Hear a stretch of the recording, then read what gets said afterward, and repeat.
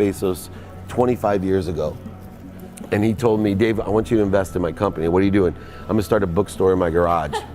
Okay, and I'm gonna put it online. People buy online and I'm gonna ship out of my garage. But if you invest in me, Dave, someday I'm gonna be the richest man in the world. I'll do over $100 billion. First of all, there is no such thing as $100 billion 25 years ago. Statistically, there's no such thing. Countries didn't have 100, our national debt wasn't $100 billion. And this dude's telling me at 26 years old that he's gonna be the richest man in the world because he has a garage and the internet? That was his truth. No, but he did not know it, and neither did I. But the difference between him and I is I was laughing, scoffing, and jesting at him, and he was already applauding himself, going, at the right way, at the perfect time, I'm gonna make as much as I can as quickly. And I'm sitting there going, there's no way this is gonna be a big business. Do something you're very passionate about, and don't try to chase what is kind of the hot passion of the day. Seen in that light, it really was a difficult choice. But ultimately, I decided I had to give it a shot.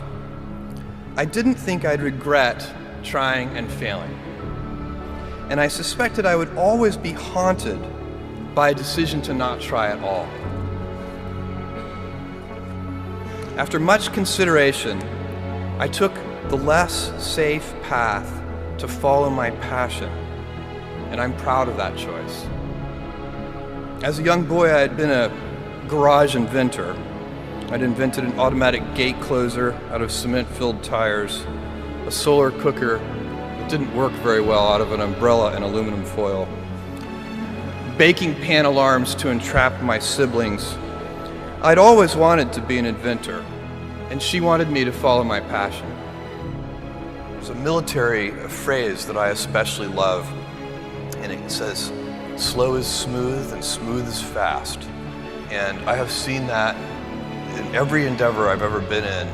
That's the kind of thing that really allows you to make progress. You know, you get certain gifts in life and you want to take advantage of those, but I guess my advice on adversity and success would be to be proud not of your gifts, but of your hard work and your choices. So, you know, you may be, the kinds of gifts you get in life, you know, you might be really good at math. It might be really easy for you. That's a kind of gift. But practicing that math and taking it to the next step, that could be very challenging and hard and take a lot of sweat. That's a choice. You can't really be proud of your gifts because they were given to you. You can be grateful for them and thankful for them. But your choices, you choose to work hard. You choose to do hard things. Those are choices that you can be proud of. You can choose. We all get to choose our life stories, and it's the choices that define us, not our gifts. Everybody in this room has many gifts. I have many gifts. You can never be proud of your gifts because they're gifts. They were given to you. You might be, tall, or you might be really good at math, or you might be extremely beautiful or handsome, or there are many gifts, and you can only be proud really of your choices because those are the things that you are acting on. And one of the most important choices that each of us has, and you know this just as well as I do, is you can choose a life of ease and comfort, or you can choose a life of service and adventure. And when you're 80, which one of those things do you think you're going to be more proud of? You're going to be more proud of having chosen a life of service and adventure.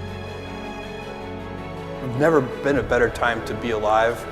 I mean, it's just incredible the amount of inspiration that the world generates for me, and I think for a lot of people. It's insane, the amount of change and invention and opportunity.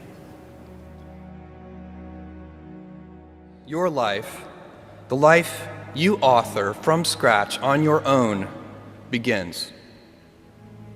How will you use your gifts? What choices will you make? Will inertia be your guide, or will you follow your passions? Will you follow dogma, or will you be original? Will you choose a life of ease, or a life of service and adventure? Will you wilt under criticism, or will you follow your convictions? Will you bluff it out when you're wrong, or will you apologize? Will you guard your heart against rejection, or will you act when you fall in love? Will you play it safe, or will you be a little bit swashbuckling? When it's tough, will you give up, or will you be relentless? Will you be a cynic, or will you be a builder? Will you be clever at the expense of others, or will you be kind?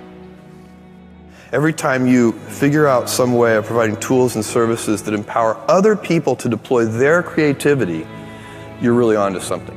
You know, you're very lucky if you have a career. A lot of people end up with a job. If you don't love your work, you're never going to be great at it. Jules Verne, Mark Twain, Galileo, Newton, all the curious from the ages would have wanted to be alive, most of all, right now.